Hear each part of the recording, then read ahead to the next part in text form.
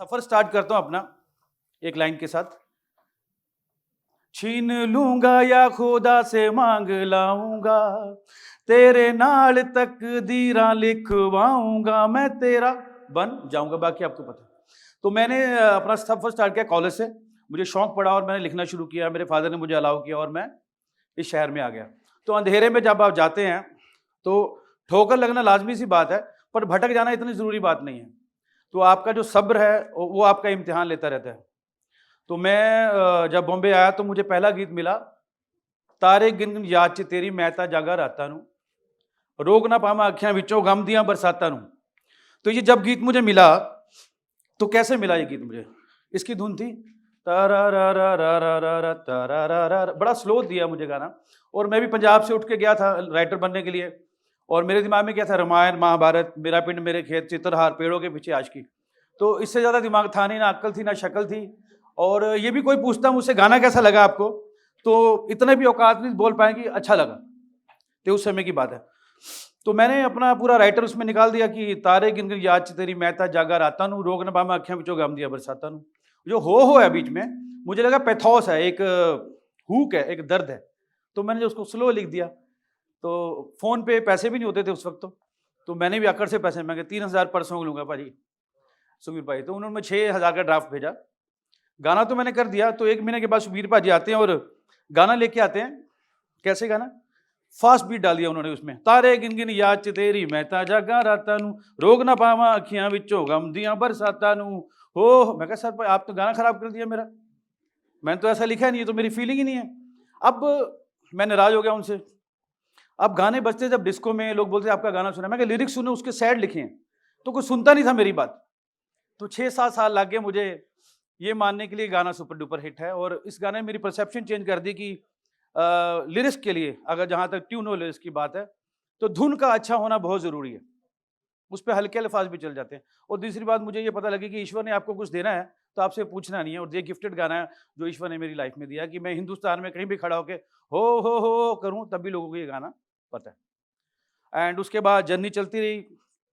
इस गाने से ज़्यादा फ़ायदा नहीं हुआ मुझे, और आगे बढ़ता गया। फिर वो गीत हाथ मिले बिना ही टूट गए, सुना होगा। करते करते जर्नी का टर्निंग पॉइंट आया। उससे पहले एक बात बता देता हूं मैं, कि किताबी आदमी नहीं हूं मैं, किताबी आदमी नहीं हूं मैं, हाँ मैं ज़रूरी हूं कहीं ना कहीं, हर जगह लाजमी नहीं हूं मैं। तो मुझे कहाँ इस्तेमाल करना था इंडस्ट्री को, कहाँ नहीं करना था, ये मैं खुद भी नहीं जानता था। तो मुझे विशाल शेखर सर मिले, प्रीतम दा मिले, बहुत एजुकेटेड लोग मिले, जिसकी वजह से ये ढाबे जैसा आदमी कुछ बन पाया लाइफ में। अगर ये लोग नहीं मुझे मिलते तो शायद मेरा माइंडसेट जो था बहुत ज़्यादा देसी था। तो मुझे लगा ढाबा वही हिट है जिसका तड़का अच्छा होता है। तो मैंने तड़के वाली राइटिंग अपनानी शुरू कर दी। तो 2007 में एक गाना आया, देखी लख लख परदेसी girl and nobody like my देसी गर्ल। और दूसरा गाना था माँ दा लाडला बिगड़ गया। ये गाने मेरी टर्निंग पॉइंट हो गए। मैं जितना भले अच्छा लिखता था, टेढ़ा लिखता था, अच्छा वो नहीं लिखा। तो मैंने गजल लिखते लिखते छोड़ दी, मैंने कलम गीत की तरफ मोड़ ली मैंने। तो मुझे बाजार का एहसास हो गया था कि पता नहीं ज़्यादा हैवी लिखूंगा, समझ नहीं आया तो, और ज़्यादा हल्का लिख दिया, नीचे गिर गया। तो बीच में बैठ के एक राइटिंग करनी शुरू की, जिसमें फिर जिस दायरे में बेबी डॉल, चिट्टियां गलाइयां गाने बने। अब बेबी डॉल गाना हिट हो गया, फिर चिट्टियां कलाइयां गाना आया। उसमें एक वर्ड है, रिक्वेस्टां पाइयां वे तू लिया दे मैनू गोल्डन झुमके, मैं कन्ना विच पावां चुम चुम के, मन जावे मैनू शॉपिंग करा दे, मन जावे। पता ही है आपको, रिक्वेस्टां पाइयां। अब ये रिक्वेस्टां कोई वर्ड नहीं था। तो सबने बोला ये कौन सा शब्द है, ये तो है ही नहीं डिक्शनरी में। मैं कहा डिक्शनरी जो है दुनिया की आखिरी किताब तो है नहीं, तो कुछ वो मुझ में ऐड कर रही, मैं उसमें कुछ ऐड कर दूंगा। तो इस तरह से कभी कभी गलत शब्द के, कोई अच्छा शब्द है बट उसके मायने ज़्यादा नहीं है, बट मैंने गलत बात लिखी, उसके बहुत सारे सही मायने लोगों को समझ में आए। ऐसे करते करते सर आगे बढ़ते गए, और गाने पे गाना, गाने पे गाना, सूरज डूबा गाना मुझे बुलाया भूषण जी ने लिखने के लिए। अब वो इतना लंबा ट्यून है ना उसमें, तो मेरे को लगा ये क्या सेलेक्ट कर लिया आपने, ये तो बकवास गाना है, ये तो अच्छा होगा नहीं। तो कुमार आप लिखो, इसमें कुछ बात है। तो अमाल के साथ बैठा मैं, जब वो लाइन आई, मतलबी हो जा ज़रा मतलबी, दुनिया की सुनता है क्यों, खुद की भी सुन ले कभी, कुछ बात गलत भी हो जाए। सूरज डूबा है यारो, दो घुट नशे के मारो, रास्ते भुला दो सारे घर बार के। तो उसमें लिखते लिखते जिंदगी की फिलॉसफी लिख हो गई मुझसे। मैं कुछ और लिखने चला था, जिंदगी ने मुझसे कुछ और लिखवा लिया उसमें। तो लोगों को पसंद आया गाना। ऐसे ही ये गीत है। मैं ज्यादा अपनी बात ना करके मैं अपने गीतों की बात कर रहा हूँ, क्योंकि मुझे लगता है कि आप मेरे गीतों से ही जुड़े हुए हैं, तो मुझे उसको हमेशा आगे रखना चाहिए। तो मेरी एक खासियत भी कि मैं अपने काम से कभी आगे नहीं निकलता हूँ, मैं अपने काम को हमेशा आगे रखता हूँ खुद से। तो गाना है तुझे भुला दिया, नैना लगियां बारिशां ते सुक्के सुक्के सपने भी भिज गए। ये गाना लिखने के लिए 16 दिन लगे। मेरे सर दर्द जो था सेराडोन की गोली से शुरू हुआ था और कॉम्बी फ्लेम पे जाके रुका। तो तो दो रोज जाना सुबह 10 बजे और सर का दर्द लेके जाना, और जो लिखूं बाउंस हो जाए। और करते करते गाना हुआ, तो इससे भी एक सीख मिली कि एटलीस्ट एक गाना में आप 16 दिन तक तो लिख सकता हूँ कम से कम बैठ के ना। तो सब्र मिला मुझे उससे, और मयार भी मिला कि जो शायद वो जो सामने वाला है वो मेरे अंदर बहुत सारा देख रहा है सामान जो मुझे नजर नहीं आ रहा है लिखने के लिए, तो किसी पॉइंट पे जाके वो मुझसे वो बातें लिखवा लेते। तो एक गाना है, जो भेजी थी दुआ वो जाके आसमां से यूं टकरा गई के आ गई है लौट के सदा। ये गीत भी हम लिख रहे थे, 1 घंटे तक कुछ आइडिया नहीं आ रहा है। फिर मेरे पास 2 लाइन थी कि क्यों मेरे रब ने ठुकराई दुआ मेरी, क्यों आसमां से टकरा के लौट आई दुआ मेरी। तो मैंने सुनाया उनको, कहते इसमें फिट कर दो। तो मैंने फिट कर दिया। उसमें एक लाइन आती है, पसीजते हैं सपने क्यों आंखों में, लकीरें जब छूटे इन हाथों से यूं बेवजह। तो पसीजते शब्द का मेरे को मीनिंग पूछा गया। मैं कहा सर हम जब बचपन में स्कूल जाते थे, टिफिन लेके जाते थे, उसकी जो सेकंड पराठी होती थी ना वो गीली हो जाती थी, तो बोले पसीज गए। तेरा जो लिखना लिख दो, इस एक्सप्रेशन को मैं नहीं रोकनी, इमोशन को नहीं रोक सकता मैं आपके। तो इस तरह से गाने बनते हैं, छोटी छोटी बातें बड़ी हो जाती गानों में।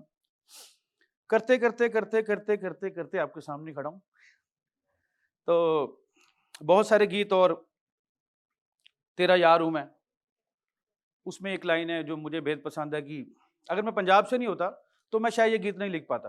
तो मेरी मातृभाषा ने भी मुझे बड़ा योगदान दिया, पंजाबी ने, तो मैं उसको पहले सलाम करता हूँ। अगर वो नहीं होती तो मैं शायद मैं भी नहीं होता।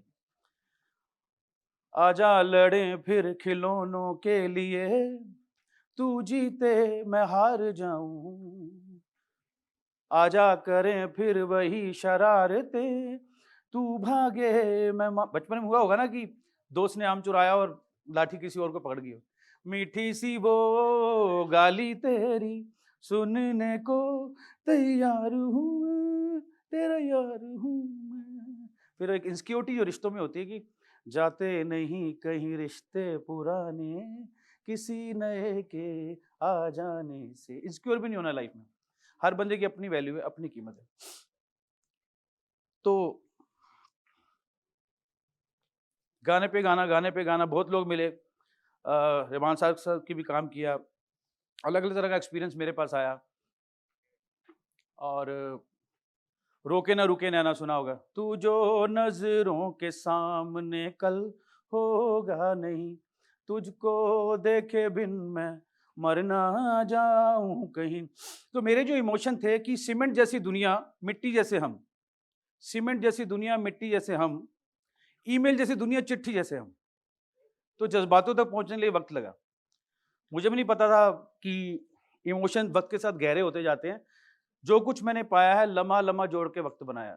कुछ बाबा का आशीर्वाद है, बाकी दोस्तों का प्यार है। तो एक पोइट्री जो एक बार कुछ लोगों ने मेरे साथ काम इसलिए नहीं किया कि मैं बोलता हूँ तो तहजीब नहीं है, अदब नहीं है, लहजे में उतना जो शायरों के पास होता हूँ मेरे पास नहीं है। तो जो वो एड एजेंसी वाले डायरेक्टर बनते हैं, तो उनको जब मैं बात करता था तो मुझे लगता है मैं गाने लिख रहा हूँ उनके लिए, बट मुझे ये बंदे वो गाने कहीं और लिखवा रहे हैं। तो मैंने बोला माँ की लैब से निकल के टॉप तक पहुंचे हैं, लैपटॉप से नहीं निकले हम।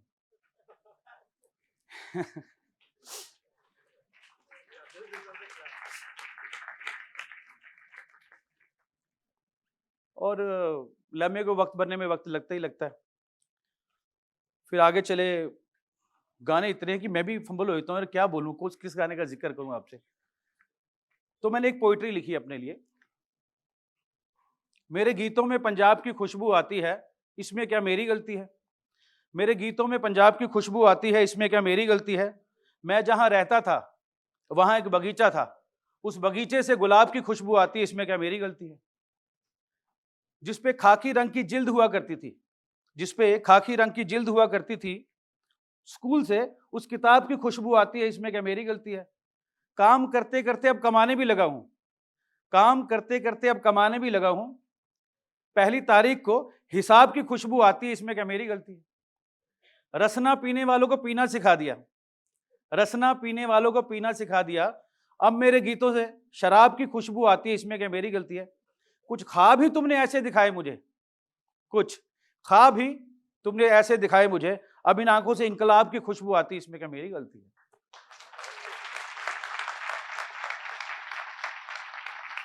जैसा आप लोगों ने बना दिया, हम वैसे बन के आ गए आपके सामने। फिर मैं बोल रहा हूं, बहुत अच्छे लोग मिले मुझे, जिनकी वजह से मैं बेहतर होता गया वक्त के साथ। अगर ये लोग दुनिया नहीं मिलती तो शायद मैं ही वो देसी सा एक आदमी रहता है जिसको जिसको चेरी नहीं मिलती केक के साथ, सिर्फ केक मिलता है। तो कुछ वक्त के साथ सुलझी हुई सोच भी पैदा हुई मेरे साथ कि बारिशें इतरा के बरसती हैं, बलखा के बरसती हैं, अकड़ में बरसती हैं।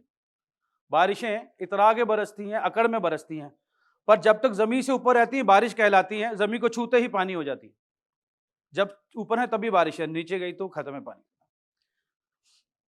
तो वो पत्ते जल्दी टूट जाते हैं जो शाख को आगे दिखाते हैं, वो पत्ते जल्दी टूट जाते हैं जो शाख को आगे दिखाते हैं, वो शाख जल्दी टूट जाती है जो पेड़ को आगे दिखाती है, वो पेड़ जल्दी टूट जाते हैं जड़ को आगे दिखाते हैं। जड़ कभी गिरती नहीं, अपना अस्तित्व समझती है, इश्क करती है मिट्टी से, रोब कभी नहीं दिखाती अपना।